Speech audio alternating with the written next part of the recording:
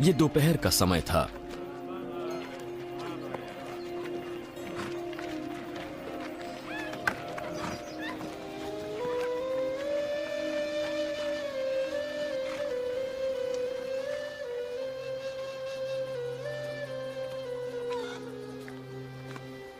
इतने में एक सामरी स्त्री पानी भरने आई। मुझे थोड़ा सा पानी पिला दे। उसके चेले नगर से भोजन मोल लेने गए थे। तू यहूदी है और मैं एक सामरी, तो फिर क्यों मुझसे पानी मांगता है? यहूदी सामरियों के प्याले और प्यालियों से नहीं खाते पीते थे। अगर तू परमेश्वर के वरदान को जानती और उसे जो तुझसे पानी मांग रहा है तो तू उससे मांगती और वो तुझे जीवन का जल देता। हे प्रभु, तेरे पास पानी निकालने को कुछ भी नहीं और कुआं गहरा है, फिर वो जीवन का जल कहाँ से लाएगा? हमारे पिता याकूब ने हमें ये कुआं दिया और आप ही अपनी संतान और अपने पशुओं समेत इसमें से पिया। तो क्या तू हमारे पिता याकूब से बड़ा हो गया? जो कोई ये जल पिएगा वो फिर प्यासा होगा, परंतु जो कोई उस जल से पिएगा जो मैं उसे दूंगा वो फिर अनंत काल तक प्यासा ना होगा। जो जल मैं उसे दूंगा वो उसमें एक सोता बन जाएगा जो अनंत जीवन के लिए उमड़ता रहेगा और उन्हें अनंत जीवन देता रहेगा। हे प्रभु, वो जल मुझे दे ताकि मैं कभी प्यासी न हूँ और न जल भरने को इतनी दूर तक आऊं। जा अपने पति को यहां बुला कर लिया। मैं बिना पति की हूँ। तू ठीक कहती है, मैं बिना पति के हूं, क्योंकि तू 5 कर चुकी है और जिसके पास तू अब है वो भी तेरा पति नहीं। तूने मुझसे सच सच कहा। मुझे लगता है कि तू भविष्यद्वक्ता है। हमारे बाप दादाओं ने इसी पहाड़ पर आराधना की और तुम कहते हो कि वो जगह जहां आराधना करनी चाहिए यरूशलेम है। मेरी बात का विश्वास करना रे कि वो समय आता है कि तुम न तो इस पहाड़ पर पिता की आराधना करोगे न यरूशलेम में। तुम जिसे नहीं जानते उसकी आराधना करते हो और हम जिसे जानते हैं उसकी आराधना करते हैं, क्योंकि उद्धार यहूदियों में से ही है। परंतु वो समय आता है, बल्कि आ गया है, जब परमेश्वर की आत्मा के सामर्थ्य से लोग पिता की आराधना करेंगे जैसी सच्ची आराधना वो चाहता है। परमेश्वर आत्मा है और भक्त उसकी आत्मा के सामर्थ्य से उसकी आराधना सच्चाई से कर सकेंगे। मैं जानती हूं कि मसीह आने वाला है और जब वो आएगा तो हमें सब बातें बता देगा। मैं जो तुझसे बोल रहा हूं वही हूं। इतने में उसके चेले आ गए और अचंबा करने लगे कि वो स्त्री से बातें कर रहा है। तो भी किसी ने स्त्री से नहीं पूछा तुझे क्या चाहिए या मसीह से किस लिए उससे बातें कर रहा है। तब स्त्री अपना घड़ा छोड़कर नगर में चली गई।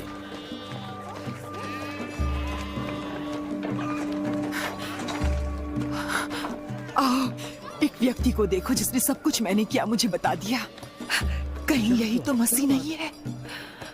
तो वे नगर से निकलकर उसके पास आने लगे।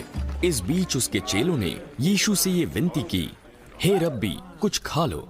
पर उसने उनसे कहा, मेरे पास खाने के लिए ऐसा भोजन है जिसे तुम नहीं जानते। तब चेलों ने आपस में ये प्रश्न किया, क्या कोई उसके लिए कुछ खाने को लाया है? मेरा भोजन यह है कि अपने भेजने वाले की इच्छा के अनुसार चलूं और उसका काम पूरा करूं। क्या तुम नहीं कहते कि कटनी होने में अभी 4 महीने पड़े हैं? देखो, मैं तुमसे कहता हूं, अपनी आंखें उठाकर खेतों पर दृष्टि डालो कि वे कटनी के लिए पक चुके हैं। काटने वाला मजदूरी पाता है और अनंत जीवन के लिए फल बटोरता है, ताकि बोने वाला और काटने वाला दोनों मिलकर आनंद करे। यहां वो कहावत ठीक बैठती है, बोने वाला और है और काटने वाला और। मैंने तुम्हें वो खेत काटने के लिए भेजा है जिसमें तुमने परिश्रम नहीं किया, दूसरों ने परिश्रम किया और तुम उनके परिश्रम के फल में भागी हुए। उस नगर के बहुत से सामरियों ने उस स्त्री के कहने से यीशु पर विश्वास किया, क्योंकि उसने ये गवाही दी थी, उसने सब कुछ जो मैंने किया है मुझे बता दिया। इसलिए जब ये सामरी उसके पास आए तो उससे विनती करने लगे कि हमारे यहाँ रह। तो वो वहां 2 दिन तक रहा। उसके वचन के कारण और भी बहुत से लोगों ने विश्वास किया और उन्होंने उस स्त्री से कहा, अब हम तेरे कहने से ही विश्वास नहीं करते, क्योंकि हमने आप ही सुन लिया और जानते हैं कि यही सचमुच में जगत का उद्धार करता है। फिर उन 2 दिनों के बाद वो वहां से निकलकर गलील को गया, क्योंकि यीशु आप ही कहता था कि भविष्यद्वक्ता अपने देश में आदर नहीं पाता।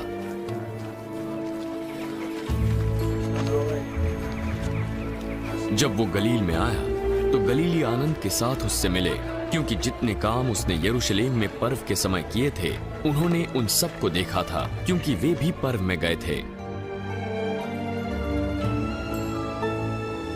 तब यीशु फिर गलील के काना में आया, जहां उसने पानी को दाखरस बनाया था।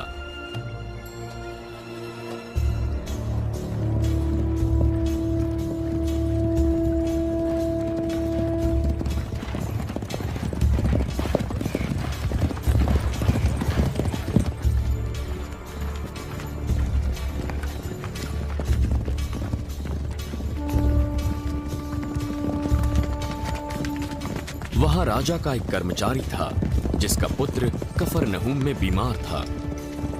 वो ये सुनकर कि यीशु यहूदिया से गलील में आ गया है, उसके पास गया और उससे विनती की कि उसके पुत्र को चंगा करे, क्योंकि वो मरने पर था।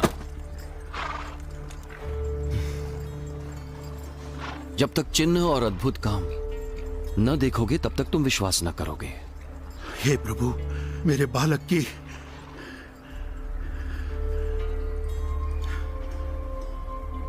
मृत्यु से पहले मेरे साथ चल। जा,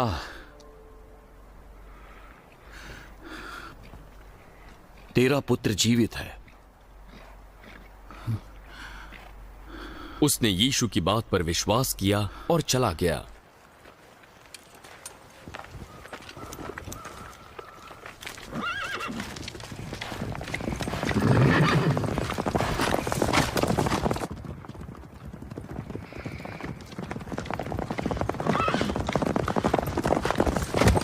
वो रास्ते में ही था कि उसके दास इस समाचार के साथ मिले।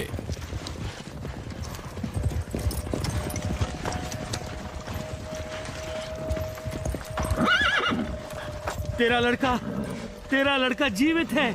उसने उनसे पूछा किस घड़ी से वो अच्छा होने लगा था। कल दोपहर 1 बजे थे जब उसका ज्वर उतर गया। तब पिता जान गया कि ये उसी घड़ी हुआ जब यीशु ने उससे कहा था, तेरा पुत्र जीवित है।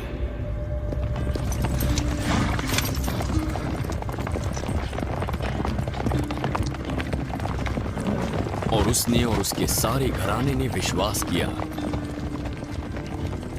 ये दूसरा आश्चर्य कर्म था जो यीशु ने यहूदिया से गलील में आकर दिखाया था। इसके बाद यीशु यरूशलेम में यहूदियों के पर्व में गया।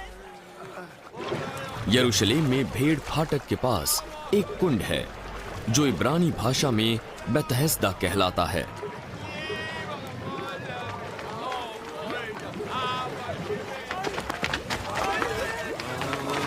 उसके 5 ओसारे हैं। इनमें बहुत से बीमार, अंधे, लंगड़े और सूखे अंग वाले पड़े रहते थे।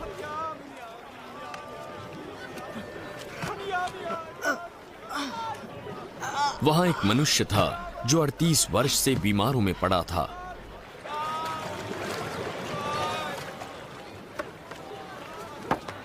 यीशु ने उसे पड़ा हुआ देखा और जान लिया कि वो बहुत दिनों से इस दशा में पड़ा है।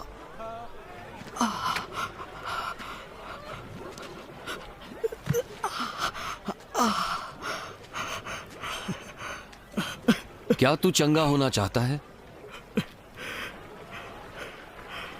हे प्रभु, मेरे पास कोई मनुष्य नहीं कि जब पानी हिलाया जाए तो मुझे कुंड में उतारे, परंतु मेरे पहुंचते पहुंचते दूसरा मुझसे पहले उतर जाता है।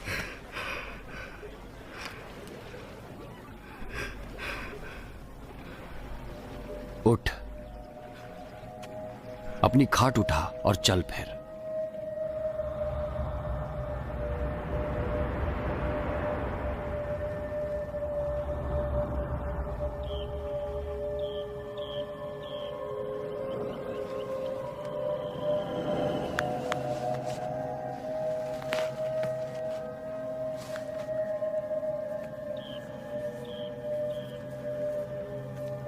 वो व्यक्ति तुरंत चंगा हो गया।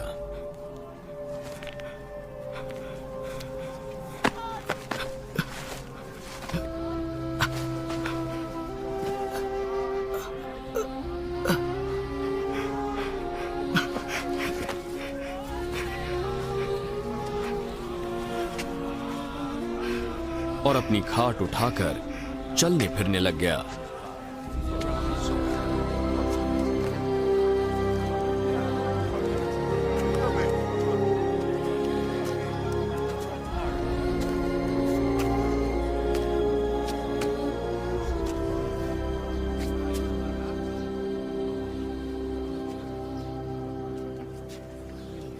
वो सब्त का दिन था, इसलिए यहूदी जो चंगा हुआ था उससे कहने लगे, आज तो सब्त का दिन है, हमारी व्यवस्था के अनुसार तेरा ये खाट उठाना उचित नहीं।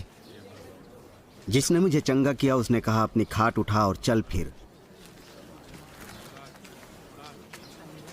वो कौन था जिसने तुझसे ये करने को कहा? परंतु जो चंगा हो गया था वो नहीं जानता था कि यीशु कौन है, क्योंकि उस जगह भीड़ के कारण यीशु वहां से हट गया था। बाद में यीशु को वो मंदिर में मिला। देख, तू चंगा हो गया, पाप करना छोड़ दे, कहीं तेरे साथ इससे भी बुरा ना हो।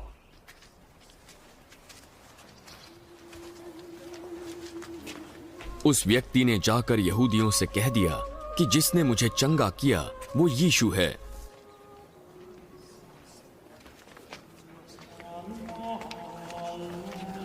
इस कारण यहूदी यीशु को सताने लगे, क्योंकि यीशु ने सब्त के दिन चंगाई दी थी।